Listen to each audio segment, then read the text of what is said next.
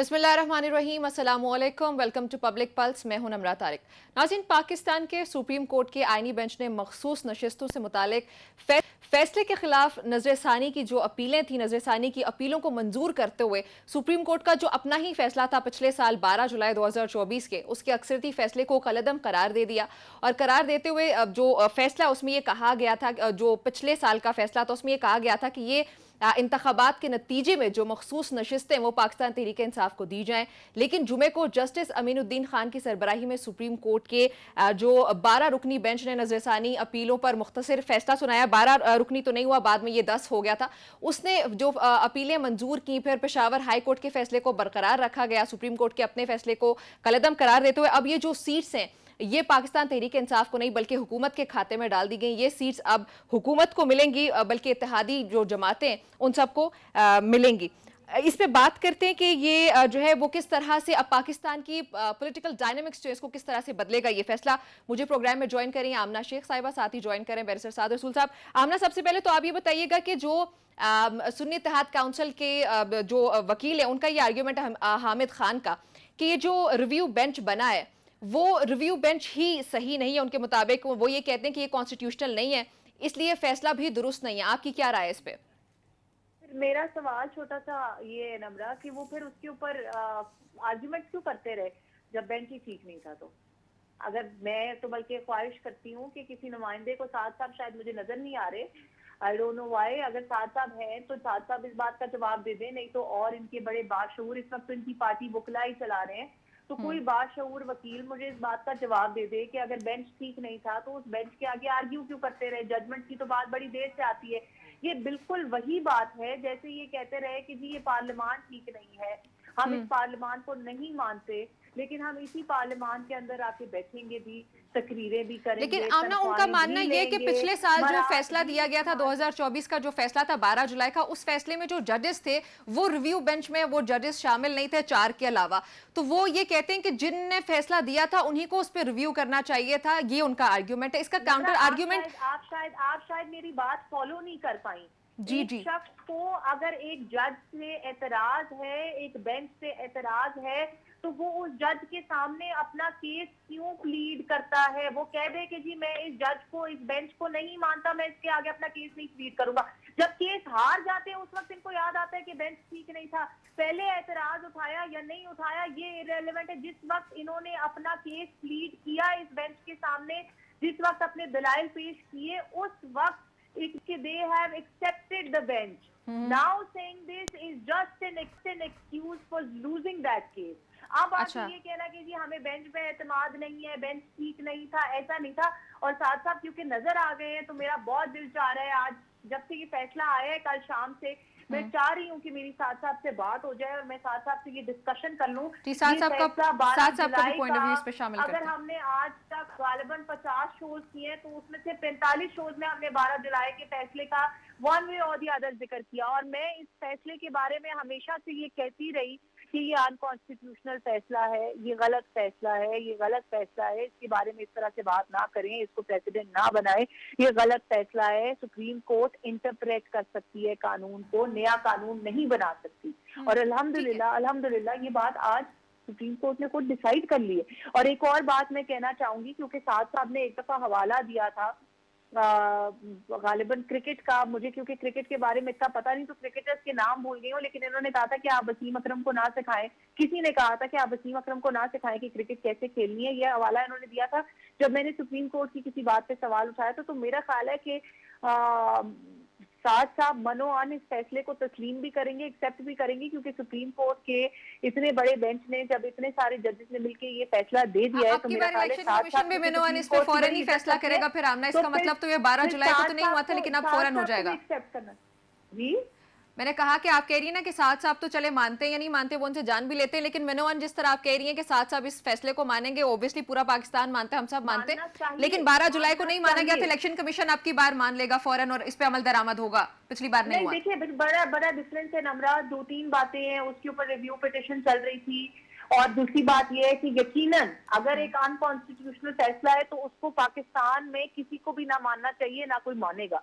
Point सारा ये है, मैं बार बार ये कहती हूँ, जुडिशरी जो है वो इंटरप्रिटेशन करना, लेजिस्लेचर का काम है कानून लिखना, जुडिशरी का काम है उसको इंटरप्रेट करना, अप्लाई करना टू द करंट सिचुएशन, और एग्जीक्यूटिव का काम है उसको इम्प्लीमेंट करना। ये तीनों ऑर्गन्स ऑफ द स्टेट के अलग अलग रोल्स हैं। अगर इनमें से कोई भी एक दूसरे का, अब अगर कल को एग्जीक्यूटिव आके 4 कागजों पर लिख देता है कि जी ये कल से लॉ है, वो लॉ नहीं बन सकता। लॉ बनाने का इस्तेकाक सिर्फ और सिर्फ पार्लियामान का है, ना जुडिशरी ले सकती है, ना एग्जीक्यूटिव ले सकता है, ना कोई और इंस्टीट्यूशन ले सकता है। इसी तरह लॉ की इंटरप्रिटेशन करने का इस्तेकाक जुडिशरी का है। जब वो अपने एम्बिट से, जब वो अपनी पावर्स को ओवर यूज, बल्कि मैं तो कहूंगी अब्यूज करेंगे, जब वो कॉन्स्टिट्यूशन को रीराइट करने की कोशिश करेंगे, तो उसके ऊपर इम्प्लीमेंट ना करने वाले की मेरे दिल में बड़ी इज्जत है, क्योंकि वो कॉन्स्टिट्यूशन की रखवाली कर रहा है। ठीक है। साथ साहब, आमना का आर्ग्यूमेंट भी आपने सुना। मैं चाहूंगी कि आप इस आर्ग्यूमेंट, जो हामिद खान का था, उनका आर्ग्यूमेंट ये था कि ये जो बेंच है रिव्यू कर रहा है, ये वो बेंच नहीं है जिसने 12 जुलाई का फैसला दिया था, इसलिए ये जो जजेस हैं ये हुकूमत ने अपनी मर्जी से मेजोरिटी इनकी बिठाई ताकि फैसला अपनी हक में लिया जा सके। आपको ये जो आर्ग्यूमेंट है, इसका काउंटर आर्ग्यूमेंट जो आमना ने दिया, वो मुनासिब लगता है? आपका आर्ग्यूमेंट क्या है इस पे, और जो हामिद खान बात कर रहे हैं रिव्यू बेंच से मुतालिक, वो किस हद तक दुरुस्त है? देखिए मैडम के आर्ग्यूमेंट, एक चीज ऐड कीजिएगा, एक सेकंड साहब, एक जुमला ऐड कर ले कि मैंने उसके अंदर, आप उस वक्त नहीं थे, मैंने ये भी कहा है कि फिर हामिद खान साहब क्यों उस बेंच के आगे आर्गुमेंट करते रहे, और उस बेंच के आगे प्लीज क्यों करते रहे अपना केस, अगर वो उस बेंच पे नहीं मानते तो। आपके eye rolls won't make a lot of difference. Madam का आर्गुमेंट जो है ना वो सियासी है, कानूनी नहीं। मैं आपसे पूछता हूं कि पाकिस्तान मुस्लिम लीग नून ने 4 दफ़ा कहा कि हम पैनामा के बेंच को नहीं मानते, क्यों सामने आर्ग्यू करते रहे उस बेंच के सामने, क्यों मुकदमा आर्ग्यू करते रहे? हमने तो पैनामा के केस में ये नहीं कहा ना, कहा मैडम सलमान अकरम राजा, सॉरी मैडम, आप प्लीज बात आपकी पूरी हो गई। हमने बहुत डिटेल से आपका जवाब सुना है, साथ आपका टाइम है, हमको प्लीज जवाब देने दीजिएगा। आपके सलमान अकरम राजा साहब भी उस वक्त वकील थे। आपके बेंच का, आपके कहना ये था आपकी पॉलिटिकल पार्टी का कि हम इस बेंच को नहीं मानते क्योंकि ये बायस्ड बेंच है। क्यों आर्ग्यू किया आपने उसके सामने? आपका ये कहना था कि आप नवाज शरीफ साहब को जब तैयारा हाईजैकिंग का केस हुआ था, वो इस वजह से कि मैडम हम चीख नहीं रहे ना, हम सिर्फ गुफ्तगू कर रहे हैं। आपके पार्टी का पॉलिटिकल आर्गूमेंट था उस वक्त का स्टेटेड, सुप्रीम कोर्ट की जजमेंट के अंदर तहरीर शुदा है कि जिस केस ने तैयारा हाईजैकिंग नवाज शरीफ को सज़ा दी वो बेंच ठीक नहीं था, हम उस बेंच को नहीं मानते। आपने क्यों उसके सामने आर्ग्यू किया? निज़ाम के अंदर आप बेंच के ऊपर मैडम, क्योंकि बहुत अच्छी सियासतदान है लेकिन कानून और आइन की मंतक में मेरे ख्याल में थोड़ा झोल है, आप बेंच के सामने ऑब्जेक्शन रेज़ करते हैं। ये आपका इस्तेहकाक है, किसी का भी इस्तेहकाक है कि आप बेंच के सामने ऑब्जेक्शन रेज़ करें। आप कहें कि फ़लाँ जज साहब इस वजह से नहीं सुन सकते, या ये बेंच इस वजह से नहीं सुन सकता। इसकी बहुत सारी वजूहात हो सकती हैं। रिव्यू उसी बेंच को सुनना चाहिए, कोई जज किसी साइल से रिलेटेड है, किसी ने पहले फ़ैसला किया हुआ है, कोई रिश्तेदार है किसी का। तो आप बहुत सी चीज़ों के ऊपर मैडम अगर लिटिगेशन थोड़ी सी सीरियसली करेंगी तो उनको भी इस बात का इदराक होगा कि आप बेंच पे आर्गुमेंट रेज़ करते हैं, ये आपका हक है। उस आर्गुमेंट को रिजेक्ट कर देना बेंच का हक है। वो कहे कि नहीं नहीं मैं नहीं बायस, हम ठीक कॉन्स्टिट्यूटेड हैं जैसे कि कॉन्स्टिट्यूशनल बेंच कहता है। तो ये कह देना कि क्या जब आपने आर्गुमेंट रेज़ किया था तो आपने क्यों आर्ग्यू किया? मैं आपको बताना चाहता हूँ कि मेरे दफ्तर में इस वक्त शायद 1000 के करीब केसेस होंगे जो कि पेंडिंग हैं। उसमें से कम 50 ऐसे हैं जिस पे हमने बेंच पे आर्गुमेंट रेज किया, ऑब्जेक्शन रेज की हुई है कि आप नहीं सुन सकते, लेकिन वो ऑब्जेक्शन मीडिया में आके, सॉरी मैं आपकी बात, आपकी हमने पूरी, आपकी वो आपके लिए मुश्किल है, आपकी बात सुनना थोड़ा मुश्किल है आपके लिए सुननी बात। अगर आप मेरी बात पूरी नहीं सुनेंगी तो मैं भी आपकी बात पूरी नहीं सुनूंगा। अगर आप बात नहीं करने देंगी तो मैं भी बोलता रहूंगा, किसी बंदे को किसी की बात समझ नहीं आएगी। हमने आपके अजीब किस्म के कानून के आर्गुमेंट्स जिनका कानून और आइन से कोई मंतक नहीं था, जिसका कानून से कोई ताल्लुक नहीं था, आइन से कोई ताल्लुक नहीं था, आप पिछले 15 मिनट से बात कर रही थी, हमने सुना। आप जितनी देर बोलती रहेंगी मैं उतनी देर यहाँ पे बोलता रहूंगा। मैं नज़म सुनानी शुरू कर दूंगा, आपको नहीं बात करने दूंगा जब तक आप मुझे बात नहीं करने देंगी। आपको कानून का नहीं पता, आपने सुप्रीम कोर्ट की लिटिगेशन नहीं की। थोड़ी सी मेहरबानी करके आइन पे बात सुन लें, हम आपसे बहस नहीं कर रहे। आपकी हुकूमत है, आपका सुप्रीम कोर्ट है, आपका जुडिशल कमीशन है, आपके तमाम इदारे हैं।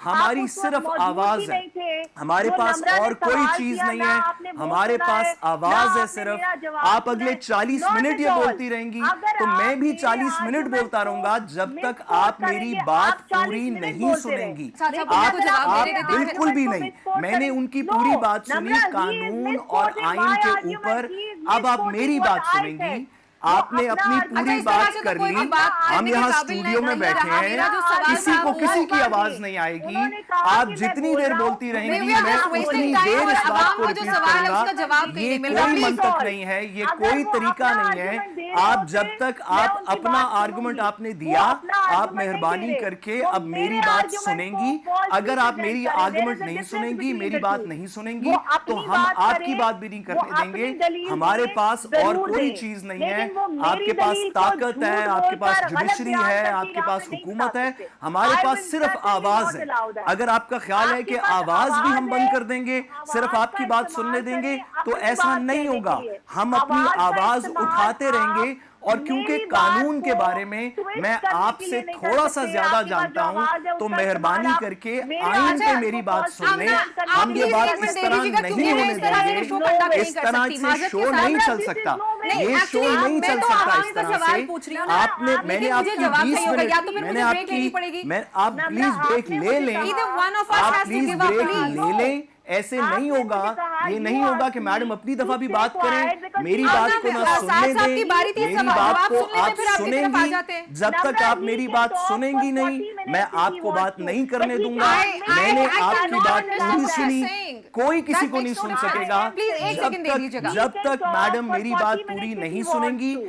मैंने but he उनकी cannot अजीब किस्म की misquote what I कानून की said। I cannot मंतक, understand, मुझे जिसका ना साथ-साथ आइन समझ से नहीं आ ताल्लुक रही, है, मुझे आपकी ना समझ नहीं आ रही। कानून से मैं ताल्लुक ब्रेक पे है। जा सकती हूँ। हमने पूरी Whatever सुनी। he's doing, he आप wants जरूर me जाएं and I'm ब्रेक नाज़रीन, not पे। हमारी going गुफ्तगू to जारी है कि जरूर माजरत जाएं के साथ ब्रेक एक पे। ब्रेक ना पड़ेगा। अफसोस इस बात का है कि यहाँ पे आवाम के बहुत सवालात हैं जो कि आइन और कानून और पाकिस्तान से मुतालिक हैं, पाकिस्तान के फ्यूचर से मुतालिक है। ये एक एक आवाम का वोट है जो कि इंतहाई अहम है।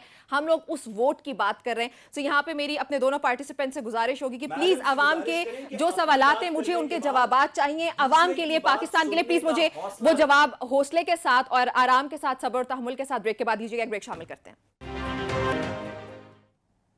Welcome back to Public Pulse. नाज़रीन, ब्रेक से पहले हमारी जो हमारा टॉपिक है डिस्कशन का वो यही है कि जो सुप्रीम कोर्ट का फैसला आया कल, उस पर हम बात कर रहे हैं। उसके मुताबिक अदालती फैसले के बाद अब कौमी असम्बली की 77 ये मखसूस नशिस्तें जो कि बहाल कर दी गई हैं। साथ साथ इस पर हम बात कर रहे थे हामिद खान का जो आर्ग्यूमेंट था उस पर आप जवाब दे रहे थे। मैं आपसे सिर्फ एक छोटी सी कानूनी बात कर रहा था कि तमाम मुकदमों में साइलीन का ये इख्तियार है कि जज साहब के ऊपर, किसी भी बेंच के ऊपर एतराज़ रेज करें।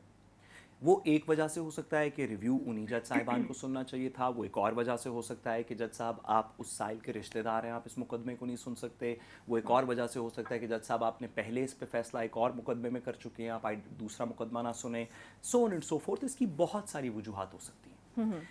ये हक है आईन पाकिस्तान के अंदर तहरीर शुदा, CPC CRPC के अंदर एक्सप्रेसली स्टेटेड, सुप्रीम कोर्ट की जजमेंट्स के अंदर कम से कम इसके ऊपर 500 से ज़्यादा जजमेंट्स होंगी कि साइलीन का हक है कि वो किसी भी बेंच के ऊपर किसी भी वजह से एतराज़ उठाएं। बेंच का इस्तेहकाक है कि वो उस एतराज़ को सुने, उसके बाद फैसला करें कि एतराज़ ठीक है या गलत है। हामिद खान साहब का ये कहना है कि सुप्रीम कोर्ट रूल्स 1980 के अंदर ये तहरीर शुदा है और इसके ऊपर सुप्रीम कोर्ट की बेतहाशा जजमेंट्स भी मौजूद हैं, जिसमें हुबारा बस्टर्ड केस वाली जजमेंट है, जिसके वो तिलोर वाली जो भालपुर रीजन वाली जजमेंट है सुप्रीम कोर्ट तक गई, जिसके ऊपर काजी फाइज ईसा साहब के मुकदमे की जजमेंट है, जो उनका अपना मुकदमा जब रिव्यू में सुना गया, so on and so fourth, जिसमें सुप्रीम कोर्ट ने ये अपनी जजमेंट्स में तहरीर कर दिया सुप्रीम कोर्ट 1980 के प्रोसीजर रूल्स को इंटरप्रेट करते हुए कि रिव्यू सिर्फ वो सुनेगा जिस बेंच ने मेन मुकदमा सुना। ये ऑब्जेक्शन हामिद खान साहब ने रेज की बेंच के सामने। अदालत का ये आर्गुमेंट है जो कि अभी अपनी जजमेंट के अंदर वो जो तफसीली जजमेंट आएगी, क्योंकि शॉर्ट ऑर्डर के अंदर तो उस तरह तफसील नहीं आई, तफसीली जजमेंट के अंदर जो बात होगी, अदालत का ये आर्गुमेंट है जो हमें हामिद खान साहब के रिस्पांस के अंदर भी सुनाई दिया कि 26वीं तरमीम के बाद आईनी बेंच जो भी कॉन्स्टिट्यूट होगा वो उसका रिव्यू सुनेगा। ठीक। और अदालत का ये कहना है कि ये आइडिया 26वीं तरमीम का ओवरराइड करता है उन तमाम प्रिंसिपल्स को जो माजी में रिव्यू के बारे में थे कि वही वाला बेंच रिव्यू सुनेगा। बिल्कुल दुरुस्त बात है, अदालत ये सेटल कर दे। पहली दफ़ा 26वीं तरमीम के बाद एक आइनी बेंच के सामने ये कानूनी प्रोपोजिशन आई है कि क्या अगर मेन केस किसी और ने डिसाइड किया हो लेकिन वो कॉन्स्टिट्यूशनल नेचर का केस हो तो क्या रिव्यू वही वाला बेंच सुनेगा या कॉन्स्टिट्यूशनल बेंच सुनेगा जिसको जुडिशल कमीशन ने नॉमिनेट किया। हामिद खान साहब का कहना था कि वही वाला बेंच सुनेगा। अच्छा, आइन जो ये बेंच है इसका ये कहना है कि नहीं, हम जो कि जुडिशल कमीशन से नॉमिनेट हुए हैं हम ये मुकदमा सुनेंगे, क्योंकि माजी में इसकी कोई नज़ीर नहीं, इसका कोई प्रेसिडेंट नहीं। ये लेकिन 26वीं तरमीम के बाद पहली दफ़ा इस तरह का क्वेश्चन रेज हो रहा है। तो हामिद खान साहब का इस्तेहकाक है, किसी का भी इस्तेहकाक है कि वो ऑब्जेक्शन रेज करें और अदालत के पास ये इख्तियार है कि वो इसको डिसमिस करते हुए एक कानून तय कर दें कि ये बात कॉन्स्टिट्यूशनल बेंचेस के ऊपर अप्लाई नहीं करती और ये वजूहात हैं। तो ये ऑब्जेक्शन रेज कर देना, ये कहना कि क्योंकि आपने बेंच पे ऑब्जेक्शन रेज की थी तो आपको मुकदमा उस बेंच के सामने आर्ग्यू नहीं करना चाहिए। तो मैं आपसे हल्फन कहना चाहता हूं कि इस वक्त पाकिस्तान के अंदर अदालतों में जितने ज़ेर इल्तवा मुकदमे हैं उसमें कम से कम 10,000 से ज़्यादा ऐसे मुकदमे होंगे जिसमें किसी वकील ने या साइल ने बेंच के ऊपर ऑब्जेक्शन रेज किया कि सर आप ना सुने। अच्छा, उसमें से कुछ को वो मान जाएंगे, कुछ को वो नहीं मानेंगे। इसी बेंच के अंदर भी एक जज साहब अपने आप को रिक्यूज कर गए। आखिर में उन्होंने जजमेंट साइन नहीं की। जब 11 से 10 हुआ बेंच, उन्होंने कहा कि क्योंकि साइलीन ने मेरे ऊपर ऑब्जेक्शन रेज कर दिया तो मैं नहीं, जस्टिस सलाउद्दीन ने कहा कि मैं नहीं सुनूंगा। ये ऑब्जेक्शन रेज करना ये तो बड़ी सियासी और बड़ी गैर मुनासिब बात है। सियासतदान करें सो करें, वकील तो मेहरबानी करके ना करें कि अगर आप बेंच के ऊपर ऑब्जेक्शन रेज कर रहे हैं तो आपको चाहिए कि उस बेंच के सामने पेश ही ना हो। अगर ये बात दुरुस्त हो तो प्लीज जरा लिस्टें निकालें ना। कोई 25,000 के करीब केस होगा सारे पाकिस्तान में जहां पे बेंच के ऊपर ऑब्जेक्शन रेज हुई है। क्या करना चाहिए? ऑल्टरनेट जुडिशल सिस्टम क्रिएट कर देना चाहिए। क्या करें भाई? साइलीन के पास और क्या तरीका है? बेंच को हमने बेंच को ही बताना है ना। बेंच उस बात को डिसमिस कर दे जैसे कि यहां पे उन्होंने डिसमिस कर दिया। अब जो फैसला है, मैं उम्मीद करता हूं कि पीटीआई, और मैं उनकी लीगल स्ट्रैटेजी को पूरी तरह नहीं जानता, उतना ही जानता हूं जितना टीवी पे नजर आती है लेकिन मैं उम्मीद करता हूं, दुआ करता हूं, रेकमेंड करता हूं कि पीटीआई वो काम ना करे जो नून लीग ने किया, कि जो अदालती फैसला पसंद नहीं आया कहें कि हम इसको मानेंगे नहीं, कहें कि हम इसको इंप्लीमेंट नहीं करेंगे। आप उस फैसले से डिसएग्री करें। आज बहुत सारे फैसले हैं जिनको हम मानते हैं लेकिन डिसएग्री करते हैं।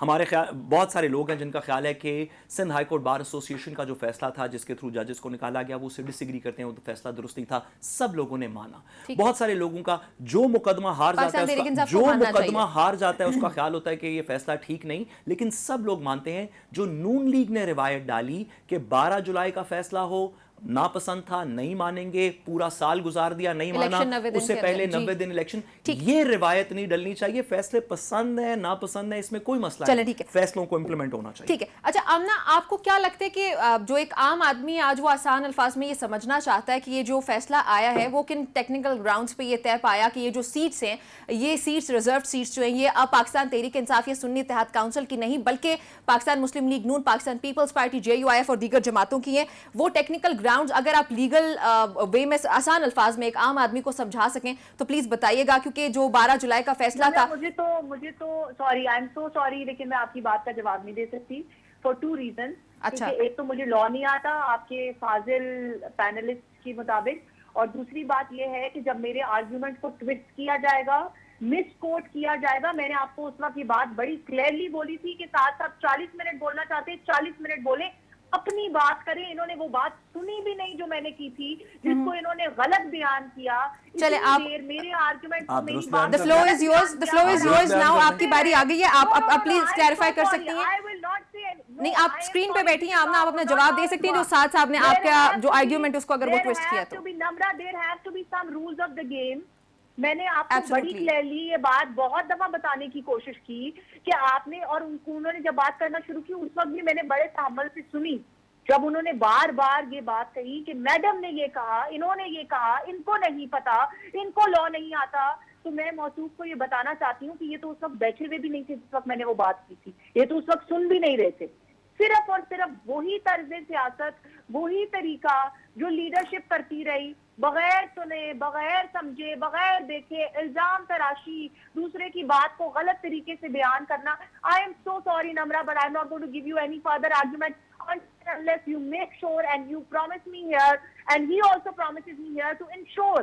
उन्होंने 40 मिनट बोलना शो के, वो बोले 40 मिनट, पर वो मेरी बात को मिसकोट नहीं करेंगे। अल्हम्दुलिल्लाह अल्लाह ताला ने मुझे जबान भी दी है और अल्लाह ताला ने मुझे बोलने की कुव्वत भी दी है। बिल्कुल ऐसे ही आमना, आप बात भी कर सकती हूँ, रूल्स यही है हमारे प्रोग्राम के, आप अपने टाइम पे बात करेंगी and you have no right कि वो मेरी बात को मिसकोट करें और आप उनको बार बार ये अलाउ करें कि वो मेरी बात को मिसकोट करें।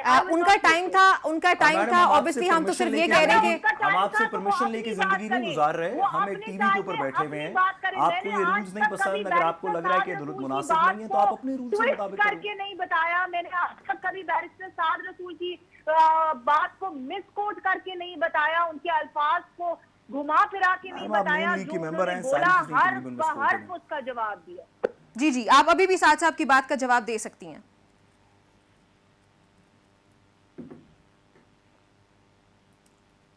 जी आमना प्लीज बताइएगा, अगर आप मेरे सवाल का जवाब देना चाहते। मैं आपको मैं क्या बताऊं एक ऐसे शख्स के बारे में जो जिस वक्त जहाँ पे मौजूद भी नहीं था। सवाल तो आपने ये पूछा ही नहीं। मैडम आपको जब नहीं पता किसी चीज का तो हम इसको ऑन एयर नहीं करते। मैं पीसीआर में आपकी बात सुन रहा था, ऐसे ना करें। आप देखा you see this again. Madam आपकी बात मैंने पूरी सुनी, मैं पीसीआर में मौजूद था, उसका मैंने कानूनी जवाब दिया, आप कानूनी जवाब वापस ले दें। उन्होंने ये कहा कि मेरी लॉ फर्म में 1000 मुकदमे ऐसे हैं जिनके अंदर हमने बेंच के ऊपर सवाल उठाया। मैडम ये मैंने कहा ही नहीं, मैंने कहा कि बहुत सारे मुकदमे ऐसे हैं, 1000 से ज्यादा पेंडिंग होंगे मुकदमे दे। लेकिन बैरिस्टर साहब मैं आपको ये बता दूं कि मैंने भी जिंदगी में जितने मुकदमे किए उनमें से बहुत सारे मुकदमात में बेंच के ऊपर सवाल उठाया या बेंच ने रिक्यूज फिर क्या उनके सामने नहीं आर्ग्यू किया अगर उन्होंने नहीं रिक्यूज किया? सुन लें साहब, exactly what I am coming at. या बेंच अपने आप को रिक्यूज कर लेता है या आपकी एप्लीकेशन को डिसमिस कर देता है। ये हक हर किसी को हासिल है, लेकिन ये हक किसी को हासिल नहीं है कि आप केस हारने के बाद इस बात को दलील बनाए कि जी बेंच गलत नहीं था। अगर आपने एप्लीकेशन दी, बेंच ने आपकी एप्लीकेशन मुस्तरद कर दी और आप इस बात को पूरे यकीन से मानते हैं कि ये बेंच गलत है और ये बेंच जो फैसला करेगा गलत है, तो आप उस वक्त बॉयकॉट कर देते। अगर मैंने किसी मुकदमे में ऐसी कोई एप्लीकेशन दी, अगर जज ने मुस्तरद की तो भी मैंने एक्सेप्ट किया, अगर जज ने एक्सेप्ट करके खुद को रिक्यूज किया तो भी मैंने एक्सेप्ट किया।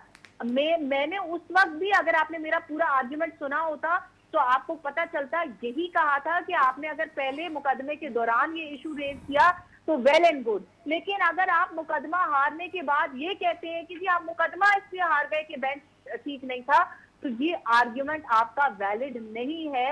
ये पाकिस्तान तहरीके इंसाफ का बहुत पुराना वतीरा रहा है।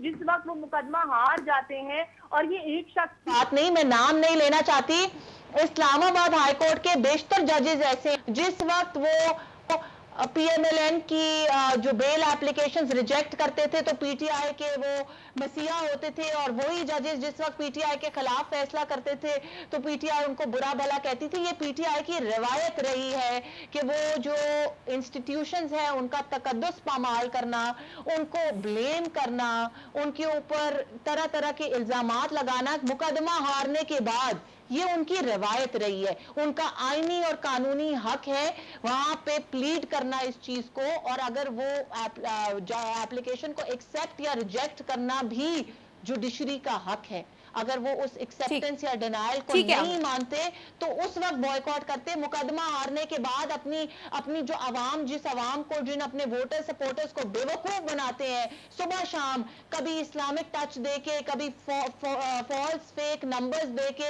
कभी कुछ करके उस अवाम को दोबारा से गुमराह करने के लिए फैसला आने के बाद ये कहना कि जी फैसला इसलिए हमारे खिलाफ आ गया।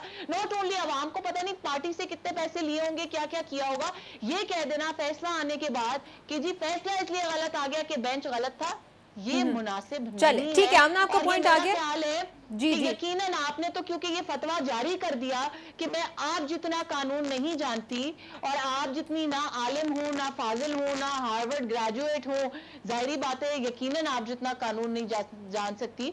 लेकिन मेरा ये ख्याल है कि इतनी सी इस्तदा को आपको भी और किसी भी समझदार वकील को मानना चाहिए कि फैसला खिलाफ आने के बाद इस तरह की प्ली लेना, इस तरह की प्रेस टॉक करना कि फैसला हमारे खिलाफ इसलिए आया कि बेंच अनफेवरेबल था, मेरे ख्याल में दिस इज जी नथिंग बट एन ठीक है, एक्सक्यूज। ठीक है आमना। नाज़रीन एक साथ साथ एक ब्रेक खामोशी शामिल। अच्छी, सिर्फ एक गुजारिश, खामोशी अच्छी नहीं, इनकार होना चाहिए और ये तमाशा अब सरे बाजार होना चाहिए। झूठ बोला है तो उस पर कायम भी रहो ज़फ़र, आदमी को साहिब किरदार होना चाहिए। गुजारिश ये है कि आपको जब बेंच पसंद नहीं था, गुजारिश ये है, झूठ नहीं बोलते। देखिए गुजारिश ये है कि चलिए साथ आपको मुझे जब ब्रेक शामिल करने सॉरी दो, उसके एक बाद जुमला, में जी। जब आपको फैसला पसंद नहीं था, ना सिर्फ कि आपने उस बेंच के ऊपर एतराज उठाया, आपने कहा बेंच गलत है, आपने पूरी मार्च की लाहौर से लेकर ठीक है। गुजरांवाला में नवाज शरीफ साहब नाज़रीन ने एक ब्रेक तकरीरों शामिल को- करते हैं, उसके बाद वापस आते हैं, यहीं से कंटिन्यू करते हैं। एक ब्रेक गलत। शामिल कर लेते हैं नाज़रीन, हमारे साथ एक ब्रेक शामिल करते हैं। Welcome back to Public Pulse. नाज़रीन इस सेगमेंट में हम जिस हादसे के बारे में बात करने लगे, ऑब्वियसली हादसा मैंने कहा उसका जो दुख इस वक्त हर एक पाकिस्तानी को है, लेकिन उससे भी ज़्यादा दुख इस पे कि जो जिम्मेदारान हैं उनकी गफलत की वजह से इतना नुकसान हुआ। मैं बात कर रही हूँ सवात वैली की, जहाँ पे एक हादसा पेश आया। आई एम श्योर कि आप सबको उस हादसे के बारे में पता होगा, जहाँ पे एक ही ख़ानदान के 16 अफराद बताया जा रहा है, कई जगह पे 13 अफराद बताया जा रहा है जो जाँ बहक हुए, शहीद हुए। उनके ये जो मौत है वो तिब्बी मौत नहीं है। इस मौत का जिम्मेदार कौन है? साथ साहब आपको क्या लगती है किसकी जिम्मेदारी है? कहाँ पे हैं सारे इदारे जो सूबाई सतह पे हैं, जो वफाकी सतह पे क्या कर रहे हैं वो? देखिए इमीडिएट जिम्मेदारी तो सबसे पहले तो हम इसके ऊपर जितना भी अफसोस करें, जितना भी मातम करें, जितनी भी इसकी मजम्मत करें वो कम है। पाकिस्तानियों की जान तो सस्ती कर दी हमने इस मुल्क में, ख्वाह वो बलूचिस्तान के अंदर लोग दूर दराज इलाकों के अंदर मर जाएं, सिंध में पानी ना मरने की वजह से थर में बच्चे शहीद हो जाएं, या इस तरह की आफतों की वजह से सबसे पहली और मेन रिस्पॉन्सिबिलिटी तो इसके अंदर प्रोविंशियल गवर्नमेंट केपी की है। बेशक कोई दो राय नहीं कि अली अमीन गंडापुर साहब की हुकूमत के वो कहाँ पे हैं, जो रिसोर्सेज जितने भी उनके जो बरूकार वो ला सकते थे, ख्वाह वो उनकी लॉ इन्फोर्समेंट एजेंसीज़ हों जिनके पास इस तरह की इक्विपमेंट और चीज़ें मौजूद हैं कि वो किसी जगह से लोगों को इस तरह की सिचुएशन से निकाल सकते हो। मैं अभी फ़ौज की बात नहीं कर रहा, मैं प्रोविंशियल लॉ इन्फोर्समेंट एजेंसीज़ की बात कर रहा हूँ। फायर डिपार्टमेंट्स हैं, 11222 हैं, हमारे पास इमरजेंसी सर्विसेज हैं। तो जो प्रोविंशियल इमरजेंसी सर्विसेज हैं, सबसे पहले तो उनको ज़िम्मेदार ठहराना चाहिए।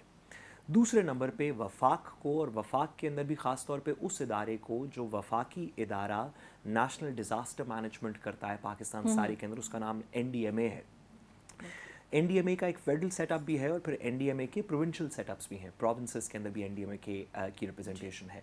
हर सूबे के अंदर जो नेशनल डिज़ास्टर मैनेजमेंट अथॉरिटी है उसका काम है कि जो वहाँ पे पीरियोडिक आफात आती है, हमें ऑलरेडी पता है कि कुछ इलाके हैं जिनमें पाकिस्तान में हर साल सैलाब के रेले आते हैं, कुछ इलाके हैं जहाँ पे पानी की किल्लत हो जाती है, कुछ इलाके हैं जहाँ पे बारिशें ज़्यादा होती हैं, कुछ इलाके हैं जहाँ पे बारिशें कम होती हैं।